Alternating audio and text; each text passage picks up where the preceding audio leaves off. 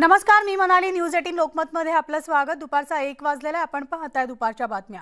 या सगळ्या महत्त्वाच्या घडामोडी आपण या बुलेटिनमध्ये पाहणार आहोत. मात्र बुलेटिनची सुरुवात एका ब्रेकिंग बातमीनं करतोय. तर बातमी आहे राणा दाम्पत्यांच्या जामिनावर थोड्याच वेळात सुनावणी होणार आहे. दंडाधिकारी ए घानिवले कोर्टात दाखल झालेले आहेत आणि त्यामुळे आता अगदी थोड्याच वेळात कोर्टाच्या कामकाजाला सुरुवात होणार आहे.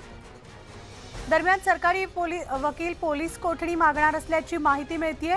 तर राणांचा नेमका हेतू शोधायचा असल्याचं सरकारी वकिलांनी सांगितलेलं आहे. आणि याविषयी सविस्तर अपडेट जाणून घेऊयात. आमचे प्रतिनिधी अजित मांढरे आपल्यासोबत आहेत. अजित, आपण पाहतोय आता थोड्याच वेळात खरं तर सरकारी कामकाजाला सुरुवात होतीये, त्यामुळे सगळ्यांचं लक्ष सुनावणीकडे लागलेलं आहे. कोठडी मिळणार की जामीन?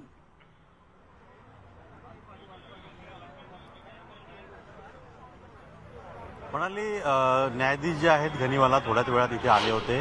आता जी माहिती कळते आतमधली त्यानुसार सुनावणीला सुरुवात झालेली आहे आणि या सुनावणीच्या दरम्यान सरकारी वकिलांनी दोघांच्या कोठडीची मागणी केलेली आहे. नेमकं कोणत्या आधारावरती मागणी केलेली आहे हे स्पष्ट नाही आहे. मात्र न्यायालयामध्ये जायच्या आधी सरकारी वकिलांनी जी प्रतिक्रिया दिली होती त्यानुसार हे दोघं जे आहेत ते अमरावतीवरून मुंबईला येणार होते. यांचा उद्देश फक्त मातोश्रीसमोर हनुमान चालीसा म्हणणं होतं का त्या व्यतिरिक्त आणखी कुठला उद्देश होता?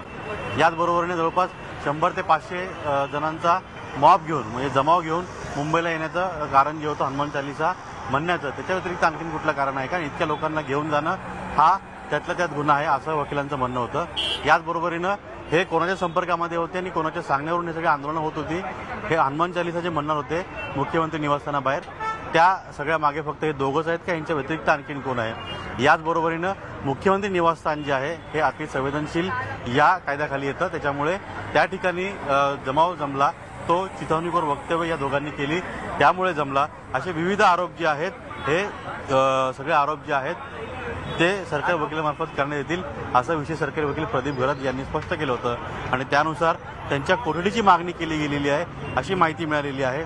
पण न्यायालयात त्यांचे वकील जे आहेत राणा दाम्पत्यांचे रिजवान मर्चंट यांनी हे नेमकं काय युक्तिवाद करतील ते देखील पाहावं लागेल. पण याचबरोबरीनं जर आपण पाहिलं तर काल जे जामीन देत होते पोलीस राणा दाम्पत्यांना, त्याच पोलिसांनी या दोघांची रिमांड मागितलेली आहे. त्यामुळे आज नेमकं आतमध्ये काय घडू शकेल? थोडक्यात अजित, हे दोघंही राणा दाम्पत्य जे आहेत, नवनीत राणा खासदार आहेत आणि रवी राणा आमदार आहेत. त्यामुळे पोलिसांनी काल त्यांना सरकारी जामीन घ्या अशी विनंती केलेली होती.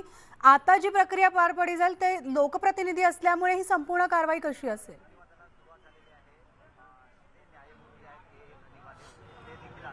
त्यांचा हाच दावा होता की एक खासदार आणि एक आमदार असे दोघेही दाम्पत्य लोकप्रतिनिधी आहेत आणि हे सर्व होत असताना दोन्ही सभागृहांच्या जे अध्यक्ष त्यांची परवानगी घेणं गरजेचं होतं. ती परवानगी न घेता त्यांची अटक केली गेली. हे कुठेतरी कायद्याला धरून नाहीये, हे बेकायदेशीर आहे आणि यामुळे त्याचा निषेध म्हणून या दोघांनीही काल त्यांना मिळत असलेला जामीन जो आहे तो नाकारला आणि त्याच पार्श्वभूमीवरती आज त्यांना अटक करून या न्यायालयामध्ये हजर करण्यात आलेला आहे. आता आणखीन एक महत्त्वाचा मुद्दा म्हणजे कशा पद्धतीनं सगळा युक्तिवाद पूर्ण होईल, त्यानंतर त्यांना न्यायालयीन कोठडी दिली, त्यांना माफ करा, त्यांना पोलीस कोठडी दिली जाईल का न्यायालयीन कोठडी दिली जाईल हे आत्महत्या स्पष्ट होईल. पण म्हणाली एक गोष्ट लक्षात घेतली पाहिजे की ज्यावेळेस न्यायालयामध्ये सुनावणी असते ती सार्वजनिक सुनावणी असते. या सुनावणीला सर्वांनाच त्या ठिकाणी येण्याचा अधिकार असतो. मात्र फार कमी वेळ असं होतं आणि त्याच्यात आज इथं झालेलं आहे की बांद्राच्या पोलिसांनी जे पत्रकार आहेत त्यांना कोणालाही आतमध्ये सुनावणी करता जाऊ दिलं गेलं नाहीये. त्यांचं म्हणणं आहे की आतमध्ये पत्रकार गेले तर तिथे काही घडू शकतं. अजित, तिथले सगळे अपडेट्स जे आहेत ते आपण घेत राहणार आहोत. तुर्तास या सविस्तर माहितीसाठी धन्यवाद. आणि यानंतर आणखी एक ब्रेकिंग बातमी आहे, ती म्हणजे मोहित भारतीय सांताक्रूज पोलीस ठाण्यात दाखल झालेले असून त्यांच्यावरील हल्ल्याप्रकरणी तक्रार करणार असल्याचं त्यांनी म्हटलेलं आहे. शुक्रवारी मोहित भारतीयांच्या गाडीवर हल्ला करण्यात आला होता आणि या प्रकरणी तक्रार दाखल करण्यासाठी मोहित भारतीय स्वतः सांताक्रूज पोलीस ठाण्यात दाखल झालेले आहेत.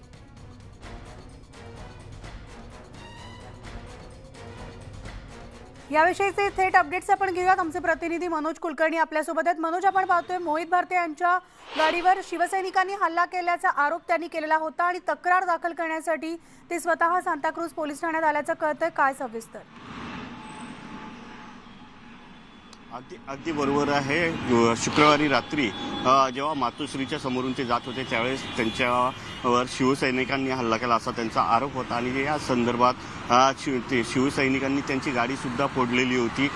त्यानंतर त्यांनी आणि भारतीय जनता पार्टीच्या नेत्यांनी ट्विट करत मुंबईचे जे CP आहेत संजय पांडे यांना सुद्धा सांगितलं होतं, परंतु आज त्याच संदर्भात आज जे मोहित कंबोज आहेत, मोहित भारती आहेत, त्या ज्या जे सांताक्रूज पोलीस स्टेशन आहे तिथे ते तक्रार दाखल करायला आलेले आहेत आणि आता ते जे या ठिकाणचे वरिष्ठ पोलीस निरीक्षक आहेत त्यांच्याशी भेटायला गेलेले आहेत, त्यांची तक्रार घेण्यासाठी त्या ठिकाणी गेलेले आहेत। नेमकी आता ही तक्रार काय आहे आणि कशा संदर्भात आहे आणि पोलीस कशा प्रकारे याचा तपास करणार आहे हे सगळं येणाऱ्या काळात कळणार आहे। परंतु परवाची जी घटना होती आणि त्यानंतर जे शिवसैनिकांनी त्यांच्यावर जो हल्ला केला होता त्या संदर्भात ही सगळी जी कारवाई आहे ती करण्यासाठी म्हणूनच ते या ठिकाणी आलेले आहेत। कारण परवा जेव्हा त्यांनी ट्विट केलं होतं परंतु तक्रार दिलेली नव्हती आणि त्याच संदर्भात ही तक्रार देण्यासाठी आज मोहित भारतीय जे आहेत ते सांताक्रूज पोलीस स्टेशनला आलेले आहेत। मनुष्य इथले सगळे अपडेट्स तुमच्याकडनं घेत राहणार आहोत। तुर्तास धन्यवाद या माहितीसाठी। वळूयात पुढच्या बातमीकडे।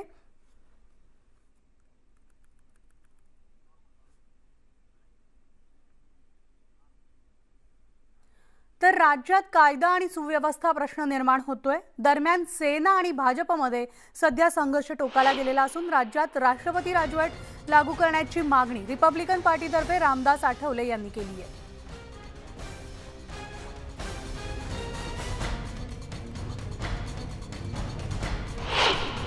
की आता शिवसेना आणि भाजप असे दोन एकमेकांसमोर आमने सामने पाहायला मिळत आहे। काल एका नेत्यांवर शिवसेनेच्या कार्यकर्त्यांनी हल्ला केला असला दावा केला जात आहे, असे आरोप केले जात आहे। असं जर होत असेल तर मग एक राजकीय वाद मोठ्या प्रमाणात या ठिकाणी पाहायला मिळत आहे। काल खार पोलीस स्टेशनला रवी राणा आणि नवनीत राणा यांना भेटण्यासाठी पोलिसांची परवानगी घेऊन त्या ठिकाणी किरीट सोमय्या गेले होते आणि त्या ठिकाणी गेल्यानंतर तिथं शिवसैनिकांचा मोठा जमाव त्या ठिकाणी होता। एक तर किरीट सोमय्यांचे आणि शिवसेनेचे वैर लक्षात घेता पोलिसांनी त्या ठिकाणी त्याची सिरियसली दखल घेणं अत्यंत आवश्यक होतं। त्या ठिकाणी जो मॉब शिवसेनेचा होता त्याला डिस्पर्स करणं अत्यंत आवश्यक होतं, पण पोलिसांनी अशा पद्धतीचं काही केलं नाही। पोलिसांनी त्या ठिकाणी ज्या पद्धतीनं किरीट सोमय्याला संरक्षण द्यायला हवं होतं ते संरक्षण त्याला न देता त्या ठिकाणी दगडफेक करणारे शिवसैनिकांना संरक्षण दिलेलं आहे। त्यामुळं पोलिसांवरती ॲक्शन होणं अत्यंत आवश्यक आहे।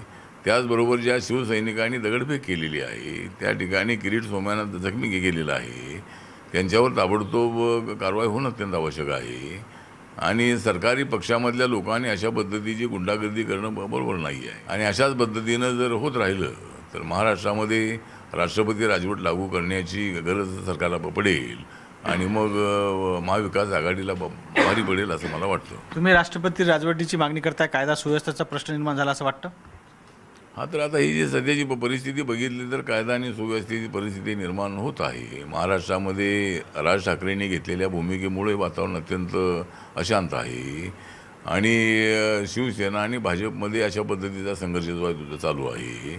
शिवसेनेने अशा पद्धतीचे फिजिकल अटॅक करण्याच्या संबंधातली भूमिका घेतल्यामुळं वातावरण त्या ठिकाणी अजून तप्त होणार आहे आणि अशा पद्धतीने लॉ अँड ऑर्डरची परिस्थिती महाराष्ट्रात निर्माण होत असेल तर मग राष्ट्रपती राजवट लागू केल्याशिवाय दुसरा पर्याय राहणार नाही। त्यामुळे माझ्या पक्षाची मागणी हे आहे की जर अशाच पद्धतीचं पेटवण्याचं वातावरण जर शिवसेनेचं असेल, सरकारचं असेल तर महाराष्ट्रामध्ये राष्ट्रपती राजवट लागू झालीच पाहिजे अशी आपली मागणी आहे। व्हिडिओ जर्नलिस्ट सचिनसह विनोद राठोड, न्यूज 18 लोकमत, मुंबई। तर राज्यात जी परिस्थिती आहे त्यावरून राज्यात राष्ट्रपती राजवट लागू करावी अशी सर्वसामान्य जनतेची इच्छा आहे आणि त्यासाठी आम्ही लढणार असल्याचं विरोधी पक्षनेते देवेंद्र फडणवीसांनी म्हटलंय। तसंच मुंबईतील परिस्थिती संदर्भात उद्या भाजपचं शिष्टमंडळ गृहसचिव आणि गृहमंत्र्यांची भेट घेणार असल्याची माहिती देवेंद्र फडणवीसांनी दिली। असं आहे की प्रवीण दरेकर असतील किंवा चंद्रकांत दादा पाटील यांनी असं या ठिकाणी म्हटलेलं आहे की राज्यातली परिस्थिती पाहिल्यानंतर सामान्य माणसाला असं वाटतं की राष्ट्रपती राजवट लागू केली पाहिजे। भारतीय जनता पार्टी संघर्ष करणारी पार्टी आहे राष्ट्रपती राजवट लावायचं की नाही या संदर्भातला निर्णय गव्हर्नर करतात. आम्ही ती मागणी करण्याचं काही कारण नाही आहे. एकच गोष्ट सांगतो, आम्ही लढायला तयार आहोत. पोलीस स्टेशनच्या आवारात किंवा जवळ हा हल्ला होतो याचा अर्थ एकतर पोलिसांचं हल्ल्याला समर्थन आहे किंवा पोलीस आता इतके नाकाम झाले आहेत की ते असा हल्ला समजल्यावर देखील रोखू शकत नाही. झेड प्रोटेक्टिव्हच्या संदर्भात अशा प्रकारची हयगय करणं हे ग्रॉस मिसकंडक्ट आहे आणि त्यामुळे पोलिसांवर कारवाई झालीच पाहिजे हा आग्रह माझा असणार आहे. अन्यथा उद्या कोणीही सुरक्षित राहणार नाही. जर पोलीस झेड प्रोटेक्टिव्हला सुरक्षित ठेवू शकत नसतील आणि त्यांच्या समोर उचलून दगड मारला जातोय आणि त्याच्यानंतरही FIR घ्यायला देखील त्यांना भीती वाटते, हे राज्य कोणाचं आहे? अशा प्रकारे महाराष्ट्रामध्ये झुंडशाहीचं राज्य हे यापूर्वी पाहिलं नव्हतं. पण मी एक गोष्ट स्पष्टपणे सांगतो, आम्ही घाबरत नाही. जशास तसं उत्तर आम्ही देऊ शकतो. तर माझ्यावर झालेला हल्ला हा स्पॉन्सर असल्याचा गंभीर आरोप किरीट सोमय्यांनी केलाय. दरम्यान सोमय्यांवरच्या हल्ल्यानंतर भाजप नेतेही आक्रमक झाले आहेत. तसेच किरीट सोमय्या उद्या दिल्लीत जाणार असून केंद्रीय गृहसचिवांकडे या प्रकरणी तक्रार करणार असल्याची माहिती सोमय्या यांनी दिली आहे. दरम्यान हल्ल्याप्रकरणी खोटी तक्रार दाखल केल्याचा आरोपही सोमय्यांनी केलाय.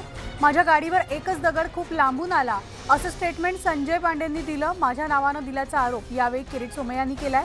तर मनसुख हिरेन करण्याचा प्रयत्न सुरू असल्याचा गंभीर आरोप सोमय्या यांनी केलाय. काल पोलीस स्टेशनवर जो हल्ला झाला माझ्यावर, तो ठाकरे सरकारने स्पॉन्सर केलेला हल्ला होता.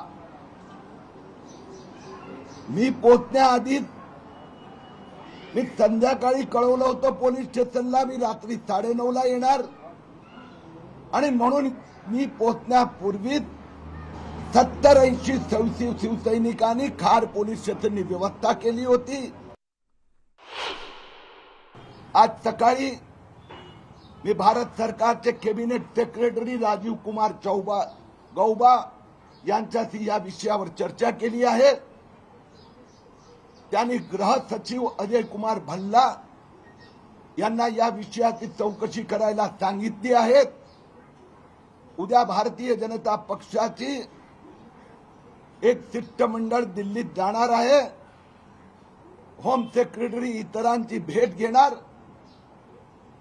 माफिया पोलीस सारखा उपयोग मनसुख हिरण नंतर किरीट सोमय्याचा करायचा असं प्लॅनिंग संजय पांडे आणि उद्धव ठाकरेंनी केलं आहे. दरम्यान किरीट सोमय्या यांना संजय राऊतांनी प्रत्युत्तर दिलंय. पाहुयात काय म्हणाले. आणि यासाठी संपूर्णपणे पोलीस कमिशनर संजय पांडे जबाबदार आहे. पोलिसांनी सांगितलं सगळ्यांना हलवलंय. पोलीसच्या दारात कसे काय 70 गुंड जमू शकतात? फक्त एवढंच नव्हे, मुख्यमंत्री कार्यालय पोलीस कमिशनर कडून सतत Bandra police station car police स्टेशनला सतत कम्युनिकेशन फोन आणि FIR रजिस्टर केली वांद्रा पोलीस स्टेशनने. याच्या इतकं मॅन्युप्युलेशन फक्त उद्धव ठाकरे सरकारच करू शकते. ही जी FIR आहे त्या FIR मध्ये इथे लिहिलं आहे की शिवसैनिक 100 मीटर आणि 3 किलोमीटर दूर आहे. हे पोलीस कमिशनर संजय पांडेंनी डिक्टेट केलं. माझ्या गाडीवर फक्त एकच दगड लांबून आला, हे माझ्या नावाने स्टेटमेंट संजय पांडेंनी लिहिलं. महाराष्ट्र पोलीस कायद्यानं कारवाई करतायत. महाराष्ट्र पोलिसांची देशात आणि जगात प्रतिष्ठा आहे. मुंबई पोलिसांची त्याहून जास्त प्रतिष्ठा आहे. त्यांनी कधीही राजकीय सुडानं बदल्यानं कारवाई केलेली नाही. जर मी जरी चुकलो असेल तरी माझ्यावरती कारवाई. तर INS विक्रांत निधी घोटाळ्यावरून संजय राऊत यांनी किरीट सोमय्यांवर हल्लाबोल केलाय आणि याला सोमय्या यांनी प्रत्युत्तरही दिलंय. नेमकं काय म्हणाले तेही ऐकूयात. INS विक्रांत का घोटाला ये लोगों को बहुत ही डिस्टर्ब करने वाला घोटाला है. लोगों से पैसा जमा किया INS विक्रांत के नाम पर. लोगों से पैसा जमा किया INS विक्रांत सेव के नाम पर. देश को गुमराह किया. जनता को गुमराह किया।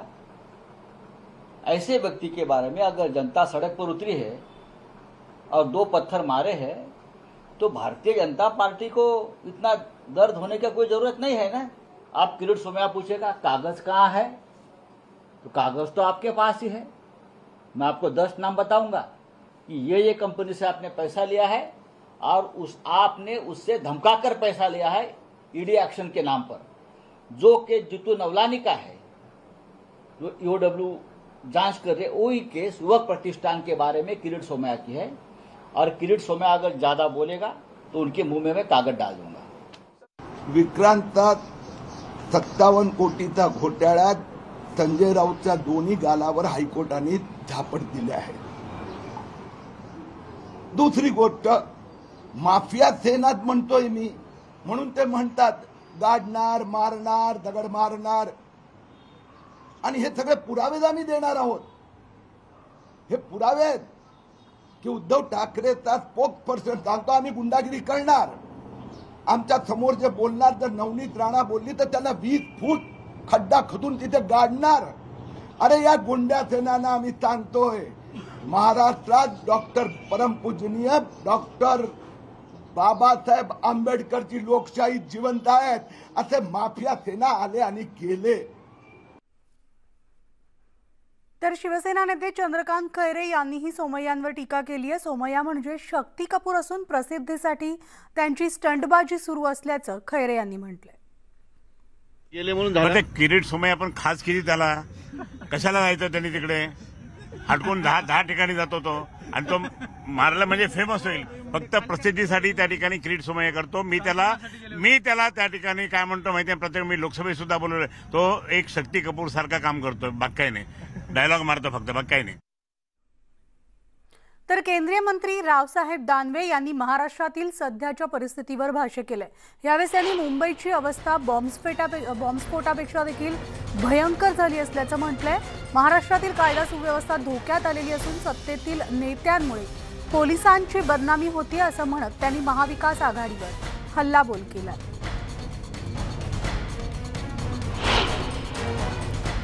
तो आज जर आपण बघितलं तर महाराष्ट्रातली कायदा आणि सुव्यवस्था पार बिघडलेली आहे। आणीबाणी सदृश्य परिस्थिती महाराष्ट्रामध्ये निर्माण झालेली आहे। पोलिसाला पुढं करून राजकारण करण्याचा खेळ या राज्य सरकारनं सुरू केलेला आहे आणि त्यामुळं महाराष्ट्राच्या पोलिसवर प्रश्नचिन्ह निर्माण झालेलं आहे। म्हणजे रस्त्यांना चालणं सुद्धा आता विरोधी पक्षाच्या लोकांना अडचणीत आणणारं ठरलेलं आहे। आणि म्हणून या मुंबईतलं वातावरण म्हणजे बॉम्बस्फोटाच्या वेळेस जेवढं खराब नव्हतं त्याच्यापेक्षा जास्त खराब आता झालेलं आहे। तर किरीट सोमय्यांवर झालेल्या हल्ल्यावरून नितेश राणेंनी थेट पोलिसांनाच आव्हान दिलंय। पोलिसांना सुट्टीवर पाठवा, मग मी स्वच्छता मोहीम करून दाखवतो असंही ते म्हणाले। याला आता शिवसेना आमदार वैभव नाईक यांनी देखील प्रत्युत्तर दिले। बोलतो ना, जरा पोलिसांना सुट्टीवर पाठवा। आमच्या वळसे पाटीलांना तुमच्या माध्यमातून कळकळीची विनंती करतो की साहेब 2-3 दिवस लंडनला जावा आराम करायला, पोलीस डिपार्टमेंटला 2-4 दिवस सुट्टी द्या, परत आल्यावर माझी गॅरंटी अशा पद्धतीची मुंबईत कुठलेही हल्ले होणार नाही, सगळं स्वच्छता मोहीम मी तुम्हाला करून दाखवतो। नितेश राणे यांनी आपल्याबरोबर असलेले पोलीस आणि आपल्याबरोबर असलेल्या पोलिसांना बाजूला ठेवून त्यांनी आपल्या घरी दाखवून जावं एवढंच आव्हान शिवसेनेच्या वतीने या ठिकाणी देतो। खरं तर नारायण राणे यांना महाराष्ट्राची सुरक्षा कमी पडली म्हणून केंद्राची सुरक्षा मागवली आहे। अनेक भाजप नेत्यांनी केंद्राची सुरक्षा मागवली आहे, त्यामुळे कोण कोणाला भीतं हे सगळ्या जनतेला आणि महाराष्ट्राला माहिती आहे। तर शरद पवार यांच्या घरावरील हल्ल्यानंतर 24 तासात कारवाई झाली आहे आणि त्याप्रमाणेच राणा दाम्पत्याच्या घरावर हल्ला करणाऱ्या दोषींवर देखील कारवाई व्हावी अशी मागणी केंद्रीय अर्थराज्यमंत्री भागवत कराड यांनी केली आहे। शरद पवार साहेबांच्या घरावर जसा हल्ला झाल्यानंतर जसे गुन्हे दाखल झाले, जशी अटक झाली, त्याच धर्तीवर युक्तीसुद्धा चौकशी झाली पाहिजे। कारण नो डाऊट पवार साहेब मोठे नेते आहेत, पण हे सुद्धा एक लोकप्रतिनिधी आहेत। खासदार आणि आमदार असणं म्हणजे हे सुद्धा त्या जनतेतले एक लोकप्रतिनिधी आहे। ज्यांचे काय गुन्हेगार असतील त्यांच्यावर नियमानुसार कारवाई झाली पाहिजे। तर गेल्या 2 ते 3 दिवसांपासून शिवसेना विरुद्ध राणा दाम्पत्य हा संघर्ष पाहायला मिळाला। एकीकडे शिवसैनिकांनी मातोश्री आणि राणांच्या खारमधील निवासस्थानाबाहेर शड्डू ठोकला होता, तर दुसरीकडे राणा दाम्पत्यही आपल्या भूमिकेवर ठाम होते. मातोश्री बाहेर जे शिवसैनिक जमले होते त्यात एका 80 वर्षांच्या आजी सुद्धा सहभागी झाल्या होत्या. कोण होत्या त्या आजीबाई, पाहूयात आमचा स्पेशल रिपोर्ट.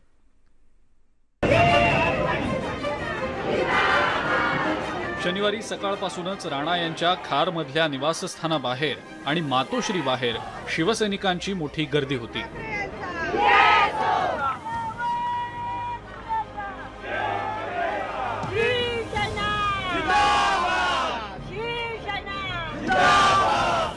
मातोश्री बाहेरच्या शिवसैनिकांच्या या गर्दीमध्ये सतत लक्ष वेधून घेत होत्या एक 80 वर्षांच्या आजीबाई.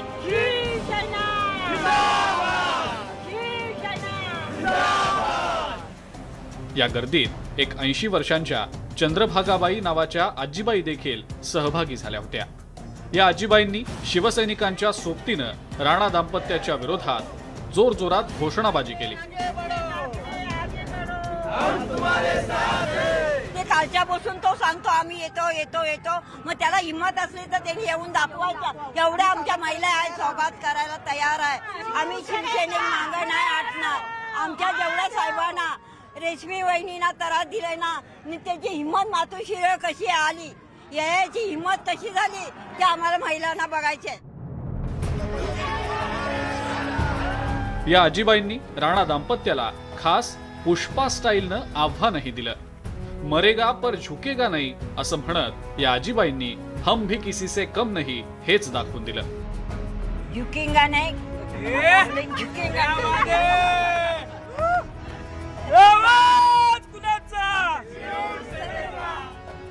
या 80 वर्षांच्या आजीबाईंचं मुख्यमंत्री उद्धव ठाकरेंविषयी मातोश्रीविषयी असलेलं प्रेम आणि आत्मीयता पाहून शिवसैनिकांना आणखी हुरूप आला. आजीबाईंसोबत असलेले शिवसैनिक त्यांच्या या आवेशाकडे पाहून भारावून गेले होते. खुद्द मुख्यमंत्री उद्धव ठाकरे यांनी आपल्याला फोन करून आपल्या तब्येतीची विचारपूस केल्याचा दावा या आजीबाईंनी केला. एकीकडे राणा दाम्पत्य विरुद्ध शिवसेना या संघर्षाची पार्श्वभूमी असतानाच या आजीबाईंच्या शिवसेना प्रेमाचीही जोरदार चर्चा सुरू होती. अजित मांढरेसह bureau report, news 18 Lokmat, Mumbai. आणि यानंतर आता एक साताऱ्याहून ब्रेकिंग बातमी आहे. ती म्हणजे साताऱ्याच्या शिवाजीनगर भागात मधमाशांच्या हल्ल्यात एका 12 वर्षीय मुलाचा मृत्यू झालेला आहे. डोंगरावर गेलेल्या या मुलावर मधमाशांनी हल्ला केला आणि त्यानंतर तो दरीत कोसळला आणि त्यातच त्याचा दुर्दैवी मृत्यू झालाय.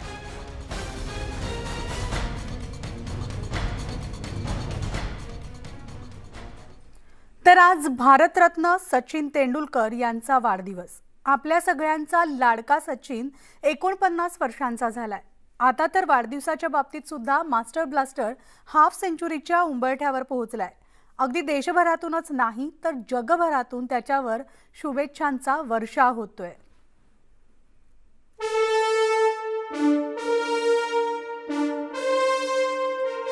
आपल्या तडाखेबंद बॅटिंगनं प्रतिस्पर्धी बॉलर्सची धुलाई करणाऱ्या क्रिकेटच्या देवानं 50व्या वर्षात पदार्पण केले. तब्बल 24 वर्ष आंतरराष्ट्रीय क्रिकेट विश्वातला अढळ बनलेल्या मास्टर ब्लास्टरनं केवळ भारतातच नाही तर जगभर आपल्या बॅटिंगनं सगळ्यांना वेड लावलं. तो आंतरराष्ट्रीय क्रिकेटमधून रिटायर जरी झाला असला तरी त्याची प्रसिद्धी तसूभरही कमी झालेली नाही. क्रिकेटच्या मैदानावर 2 दशकं अधिराज्य गाजवणाऱ्या सचिननं अशी काही कामगिरी केली आहे की त्याच्या जवळपास देखील कुणाला पोहोचता आलेलं नाही. आंतरराष्ट्रीय क्रिकेटमध्ये वन डे आणि टेस्ट मिळून सचिनच्या नावावर 100 सेंचुरींची नोंद आहे. शिवाय वन डे डबल सेंचुरी ठोकणारा पहिला क्रिकेटर म्हणूनही त्यालाच मान आहे.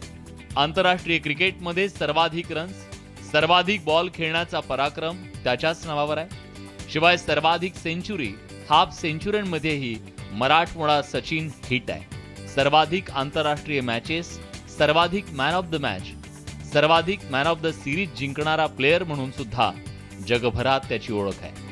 केवळ एवढंच नाही तर सर्वाधिक 200 टेस्ट खेळणारा एकमेव खेळाडू सचिन आहे. याशिवाय टेस्टमध्ये त्याच्याच नावावर 50 सेंचुरींची नोंद आहे. सचिनचा जन्म केवळ बॅटिंगसाठी झालाय ही तर चर्चा नेहमीचीच. जेवढी त्याची स्फोटक बॅटिंग तेवढाच त्याचा मैदानावरचा संयमी स्वभाव हा आजही प्रत्येक क्रिकेट रसिकासाठी आदर्श म्हणावा लागेल. त्याच्या विरोधात अंपायरनं चुकीचा निर्णय दिला तर त्याने कधीच आपला राग मैदानात व्यक्त केला नाही. सचिननं नेहमीच आपल्या बॅटनं टीकाकारांना जोरदार प्रत्युत्तर दिलं. त्यामुळे सचिन सारखा दुसरा कोणी होणे नाही असं म्हटल्यास अतिशयोक्ती ठरणार नाही.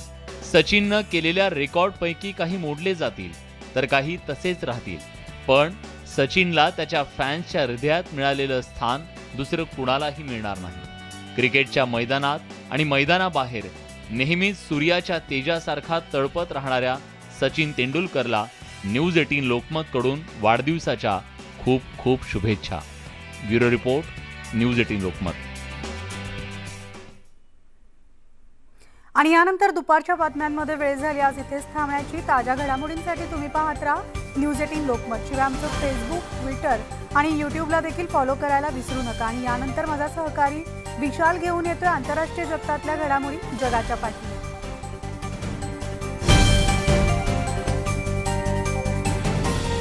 ब्रेकिंग न्यूज आपण बघतोय. राणा दाम्पत्याला न्यायालयीन कोठडी जी ती देण्यात आलेली आहे. सरकारी वकिलांनी पोलीस कोठडीची मागणी केलेली होती, पण राणा दाम्पत्याला न्यायालयीन कोठडी देण्यात आली आणि अर्थात त्यांना न्यायालयीन कोठडी देण्यात आलेली असल्या कारणाने आता पुढे ते जामिनासाठी अर्ज करू शकतात.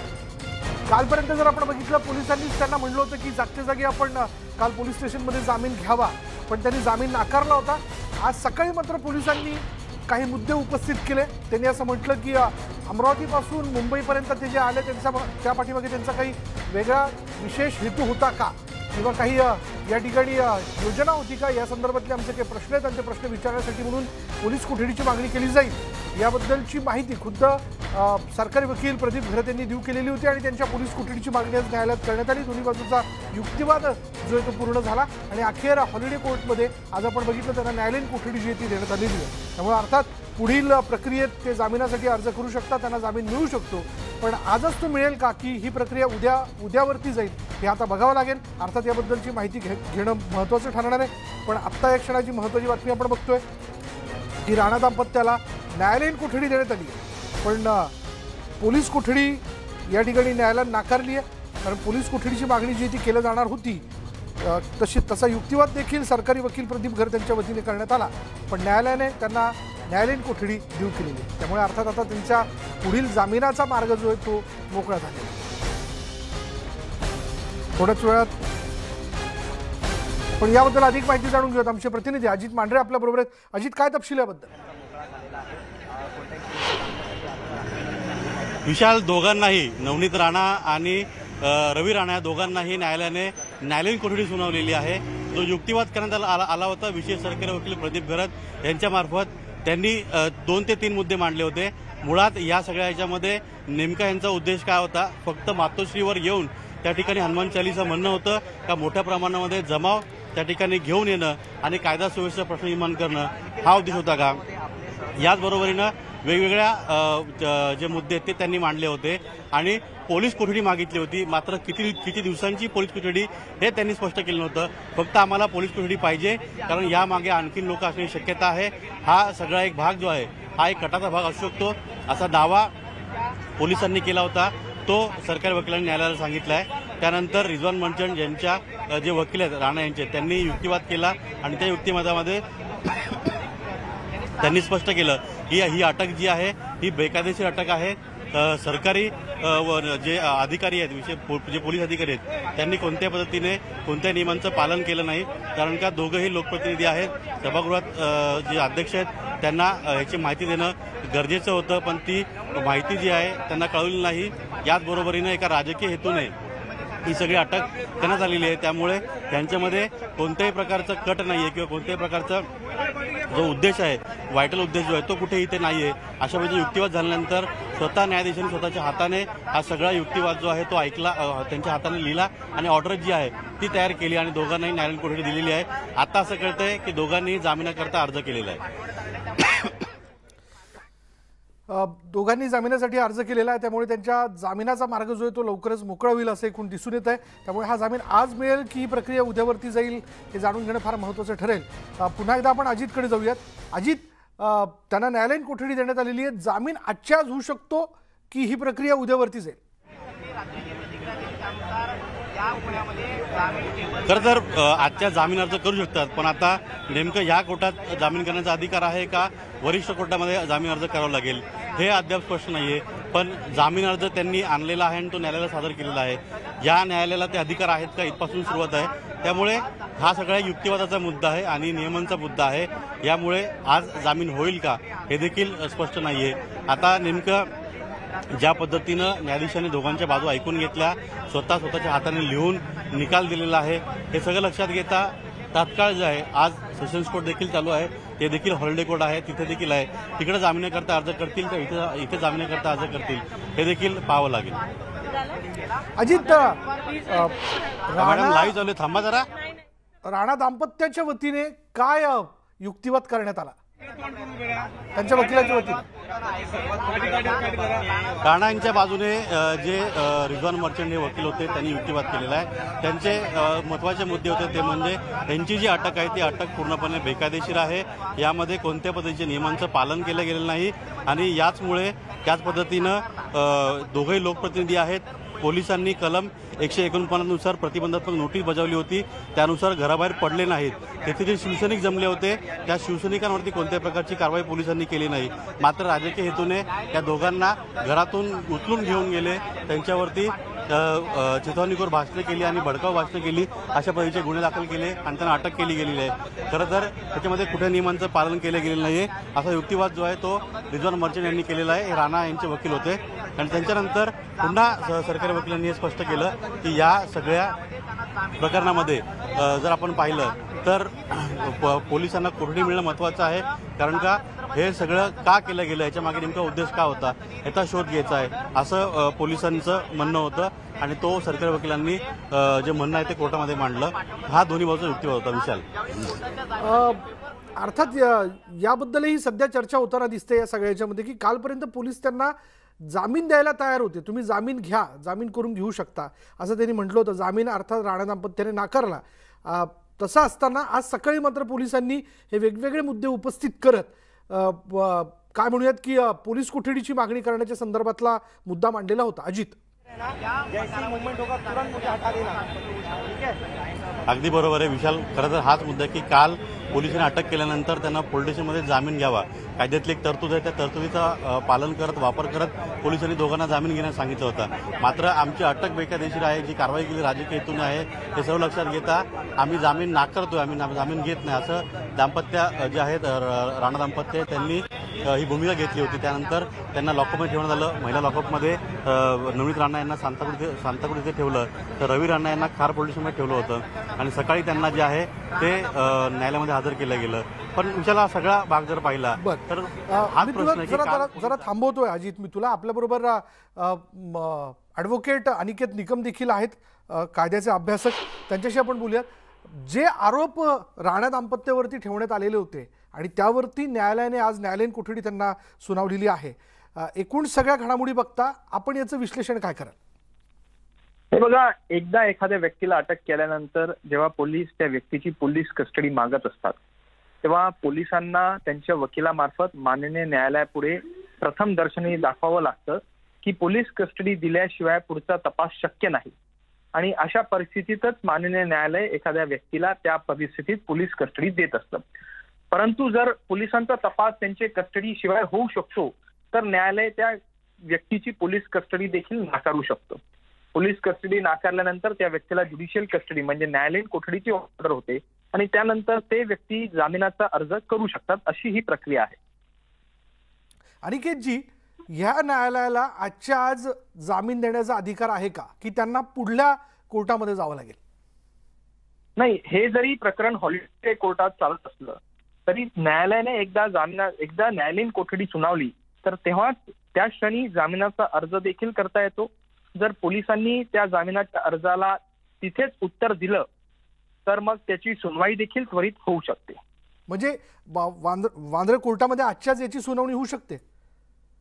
होऊ शकते जर सरकारी पक्षाने वेळ घेतला त्यांच्या जामिनाच्या अर्जाला उत्तर देण्याकरता, तर कदाचित तारीख पडू शकते. जर त्यांनी वेळ घेतला नाही तर ते आजच्या आज अर्जाची सुनवाई देखील होऊ शकते. म्हणजे या सगळ्या मागणीवरती या सगळ्या गोष्टी अवलंबून असतात. जी. पुढली कायदेशीर प्रक्रिया कशी असते या सगळ्याच्यात? एक लक्षात ठेवलं पाहिजे आपण, ह्या प्रकरणात त्यांनी 153A हे कलम लावलेलं आहे. आता 153A हे कलम जेव्हा आपल्या वक्तव्यामुळे किंवा आपल्या बोलण्यामुळे दोन समाजांमध्ये जर तेढ निर्माण होत असेल, दोन धर्मांमध्ये तणावाची स्थिती निर्माण होत असेल, तेव्हाच असे कलम लावले जातात. परंतु एखादा व्यक्ती जर आपल्याच धर्माबद्दल, आपल्या समाजाबद्दल बोलत असेल आणि त्याच्या बोलण्यात दुसऱ्या समाजाचा, दुसऱ्या धर्माचा त्याच्यात रेफरन्स नसेल, तर 153A लावता येत नाही. असे अनेक न्यायनिवाडे सर्वोच्च न्यायालयाचे आहेत. आता या प्रकरणात त्यांनी 153A लावला, त्यानंतर त्यांची अटक केली. अटक केल्यानंतर त्यांना आता न्यायालयीन कोठडी देण्यात येत आहे असं मला आपल्याकडनंच कळलं. त्यामुळे निश्चितपणे ते आता जामिनाचा अर्ज करू शकतात. त्याची सुनवाई देखील आज होऊ शकते. धन्यवाद आमच्याशी बोलल्याबद्दल. आपण बघतो दृश्यांमध्ये आता सरकारी वकील ॲडव्होकेट प्रदीप घरत जे आहेत ते न्यायालयाच्या प्रवेशद्वारापर्यंत पोहोचलेत, गेटपर्यंत पोहोचलेत आणि अर्थात ते माध्यमांशी बोलू शकतात. माध्यमांकडे देखील अनेक प्रश्न आहेत. काय युक्तिवाद त्यांच्या वतीने करण्यात आला? अगोदरच त्यांनी स्पष्ट केलेलं होतं की पोलीस कोठडीची ते मागणी करणार, पण कोणत्या ग्राउंडवरती, म्हणजे त्यांनी युक्तिवाद करून सुद्धा कोणत्या ग्राउंडवरती आज सन्माननीय न्यायालयाने त्यांना न्यायालयीन कोठडी सुनावली आहे याबद्दलची देखील माहिती जाणून घेण्यास सगळे माध्यमांचे प्रतिनिधी उत्सुक आहेत. काही प्रश्न या ठिकाणी उपस्थित होतील आणि त्याचप्रमाणे ही सगळी लगबग जी आहे माध्यमांच्या वतीने ती होताना आपण पाहतोय.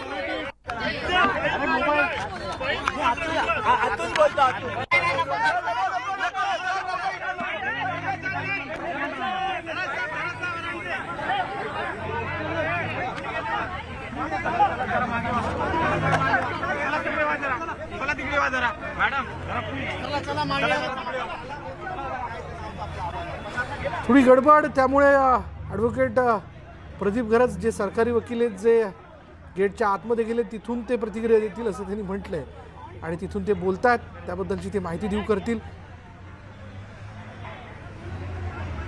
सचिन सचिन एक मिनिट मॅडम, थोडं एक मिनिट.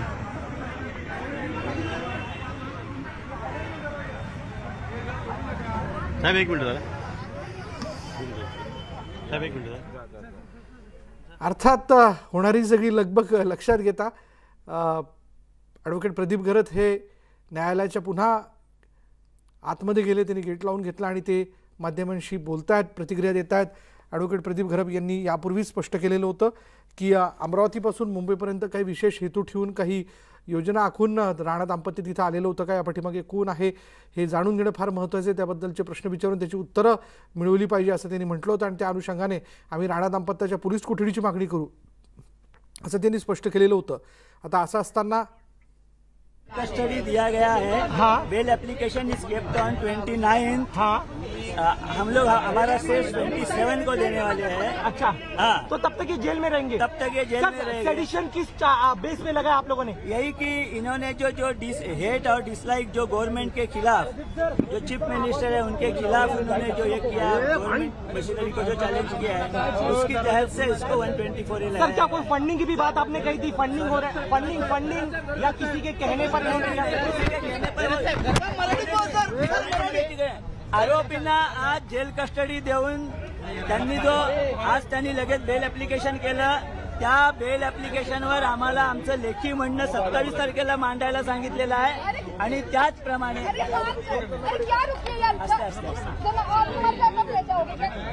त्याचप्रमाणे बेल ऍप्लिकेशन आमचा युक्तिवाद 29 तारखेला होणार आहे आणि याच्यामध्ये 124 हे सेडिशनचा चार्ज लावण्यात आलेला आहे.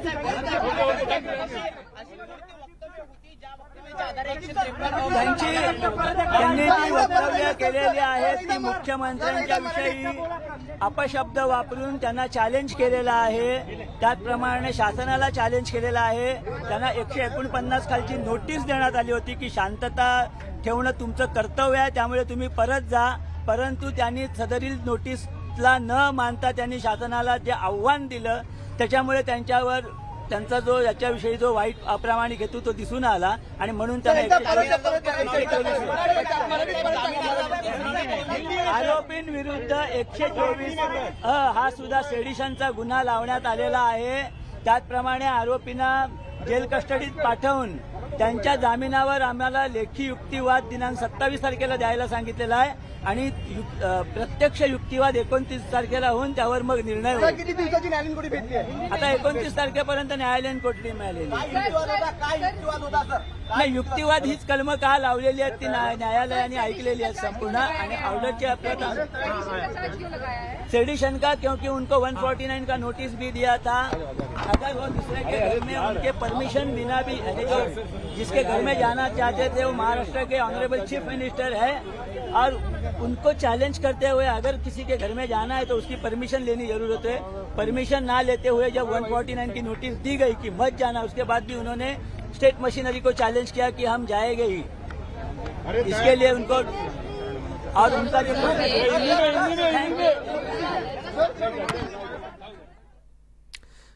ॲडव्होकेट प्रदीप घरत यांनी सगळे मुद्दे जे ते स्पष्ट केलेले आहेत. 29 तारखेपर्यंत त्यांना न्यायालयीन कोठडी जी ती देण्यात आलेली आहे. 27 तारखेला त्यांच्या या बेल ॲप्लिकेशनवरती म्हणजे राणा दाम्पत्याने जामिनासाठी जो अर्ज केलेला आहे त्यावरती सरकारी वकिलांनी आमचं लेखी म्हणणं मांडण्याची मुदत जी आहे ती आम्ही मागून घेतली आणि 27 तारखेला ते म्हणणं जे लेखी म्हणणं आम्ही मांडणार आहोत आणि त्यानंतर पुढली सगळी प्रक्रिया जी आहे ती होऊ शकते. पण कोणकोणत्या प्रकारचे चार्जेस जे त्यांच्यावरती लावण्यात आलेले आहेत हे देखील त्यांनी सांगितलेलं आहे. म्हणजे चिथावणीखोर वक्तव्य करणं म्हणजे त्यांना नोटीस बजावून सुद्धा ती तशी वक्तव्य करत होती. त्यांना नोटीसीतनं आधीच सांगण्यात आलेलं होतं की आपल्या या वक्तव्याच्या माध्यमातून किंवा आपल्या कोणत्याही कृतीच्या माध्यमातून मुंबईत कायदा सुव्यवस्थेची परिस्थिती निर्माण झाली तर अर्थात दोषी आपल्याला धरण्यात येईल. त्याविरोधात त्या विषयाला घेऊन आपल्या विरोधात कारवाई केली जाऊ शकते. आणि वारंवार त्याबद्दलचं उल्लंघन ते करताना दिसत होते. म्हणून अखेर त्यांच्या विरोधात सिडिशन असेल अर्थात त्यानंतर चिथावणीखोर भाष्य करणं असेल या सगळ्या मुद्द्यांना घेऊन काही कलमजीत त्यांच्या विरोधात लावण्यात आलेली आहेत आणि त्याबद्दलचा युक्तिवाद आज न्यायालयात करण्यात आला. आणि हा युक्तिवाद करत असताना ॲडव्होकेट प्रदीप घरत यांनी पुन्हा एकदा स्पष्ट केलं की आम्ही पोलीस कोठडीची मागणी केलेली होती ज्याच्या माध्यमातून आमच्या युक्तिवादात काही महत्त्वाचे मुद्दे आम्ही मांडले. अमरावती ते मुंबई याबद्दलचे अपडेट आपण घेत राहू. पण आता काँग्रेसचे नेते पृथ्वीराज चव्हाण बोलतात. थेट जाऊयात तिथे. दंगली घडून आणायच्या, हिंसक वातावरण तयार करायचं, द्वेष वाढवायचा आहे आणि हा 2024च्या पूर्वीचा कार्यक्रम राबवायचा त्यांचं चाललेला आहे. देशात धार्मिक तेढ निर्माण झाली पाहिजे, द्वेषाचं वातावरण निर्माण झालं पाहिजे, भावाभावामध्ये मारामाऱ्या भांडणं झाली पाहिजेत. हे पद्धतशीरपणे कार्यक्रम राज्य सरकारच्या कार्यक्षमतेवरही नेहमी प्रश्न उपस्थित केला जातो आहे आणि काँग्रेसमध्ये तर खूप नाराजी दिसते. सरचिटणीसांनी कालच पुण्याच्या पत्र दिले की 2.5 वर्ष झाले एकही महामंडळ नाही, एकही समितीवर नेमणूक नाही. असं खरंच विकास आघाडीमध्ये असं महामंडळ नाही याला जबाबदार कोणाला धरायचं हा काँग्रेस पक्षाचा अंतर्गत प्रश्न आहे. आमच्या वाट्याला ज्या जागा आलेल्या आहेत त्या वाट्यामध्ये आम्ही योग्य ते माणसं निवडायचा प्रयत्न करतो.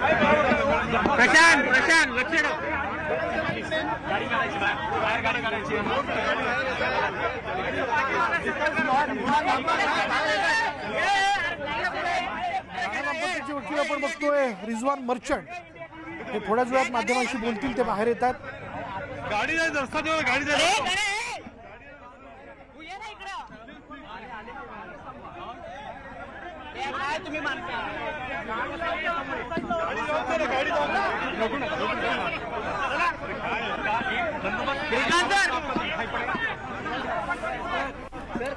रिजवान मर्चंट हे बाहेर आलेले आहेत आणि ते माध्यमांशी बोलतात. बघूयात त्यांच्या वतीने काय युक्तिवाद करण्यात आला याबद्दलची माहिती ते देऊ करतील.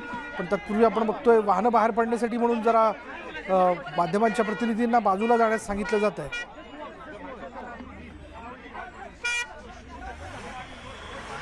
रिजवान मर्चंट हे राणा दाम्पत्याचे वकील आहेत आणि त्यांनीच त्यांची बाजू आज मांडलेली आहे न्यायालयामध्ये.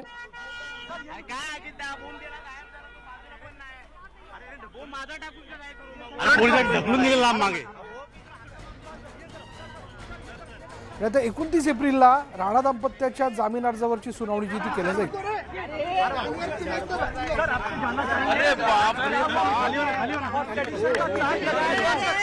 सर क्या कहेंगे, आपकी पूरी डिमांड है, इनका एक ब्रीफ कीजिए हमें। कुमार सर हात काढा नाही तर फ्रेम मध्ये होतो पुरा 2 मिनट। आप सब लोगों का एक ही सवाल है, मैं जानता हूँ क्या है। आप लोग सवाल मत करो, मेरे को बात करने दो। आप लोग चिल्लम चिल्लाट करोगे, कोई सुनाई नहीं देगा। प्लीज कीजिए सब। I am loud enough to be called, it's okay.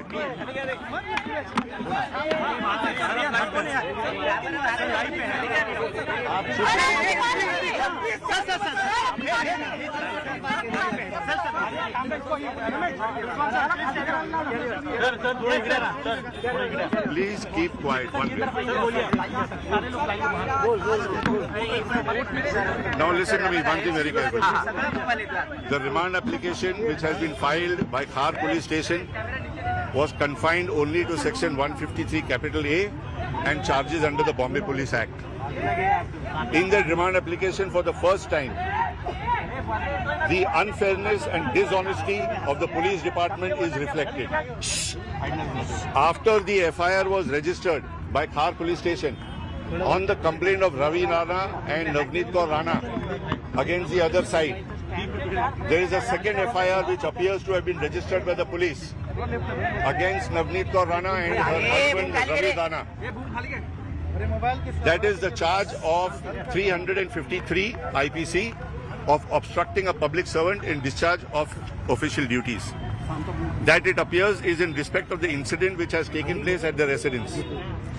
If the charge of 353 was made out in respect of the incident at the residence, there is no reason why that charge could not have been added in the first FIR of 500. The arrest memo also does not show the charge of 353. For the first time, Public Prosecutor Mr. Bharat, obviously on instruction, he cannot make such a responsible statement without instructions from the police department. So I take it that it is on instruction from the police department. He argued that the case of the accused falls under 124 capital A, which is sedition.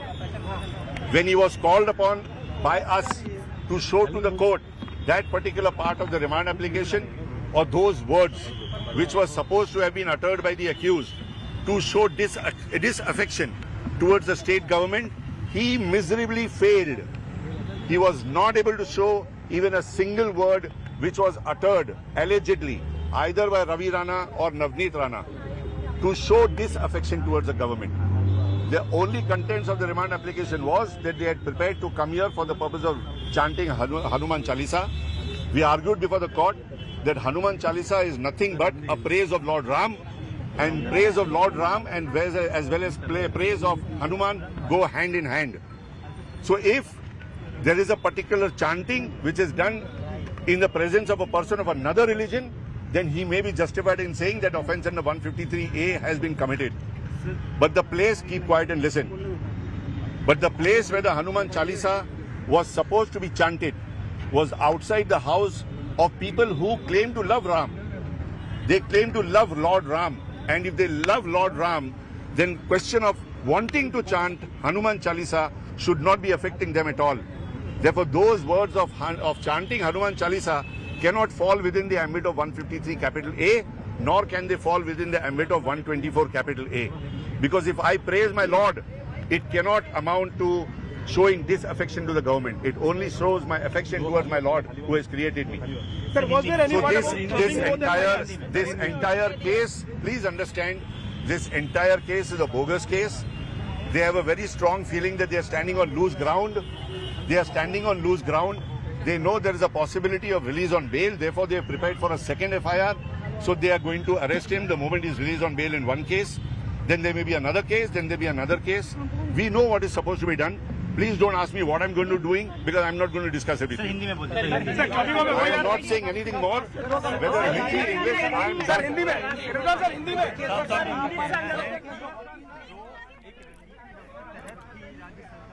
Rana दाम्पत्याचे वकील Rizwan merchant यांनी न्यायालयात नेमकं काय घडलं याबद्दलची आपली भूमिका जी ती स्पष्ट केलेली आहे. त्यांच्या बाजूने काय युक्तिवाद करण्यात आला, कशा प्रकारे सरकारी वकील यांची वक्तव्य ही बेजबाबदार होती आणि काय नेमकं यामध्ये घडलेलं आहे याविषयीची माहिती त्यांनी देऊ केलेली आहे.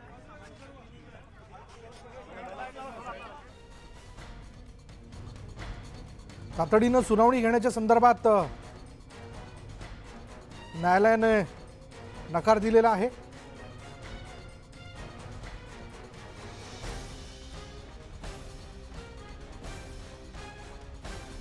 समाजात तेढ निर्माण केल्याचा आरोप त्यांनी केलाय.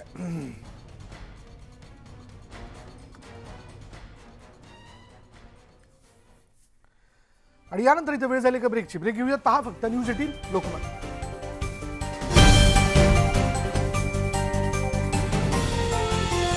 आता एक क्षणाची महत्त्वाची बातमी आपण बघतोय. राणा दाम्पत्याला 29 एप्रिलपर्यंत न्यायालयीन कोठडी जी आहे ती सुनावण्यात आलेली आहे. 27 तारखेला बरोबर 27 तारखेला सरकारी वकील राणा दाम्पत्याने केलेल्या जामीन अर्जावरती त्यांचं लेखी म्हणणं मांडतील आणि त्यानंतर पुढली कायदेशीर प्रक्रिया जी आहे ती पूर्ण होईल असं कळत आहे. आता क्षणाला हे देखील कळतंय की रवी राणा यांना आर्थर रोड तुरुंगात नेलं जाणार आहे, तर नवनीत राणा यांना भायखळा कारागृहामध्ये हलवण्यात येईल.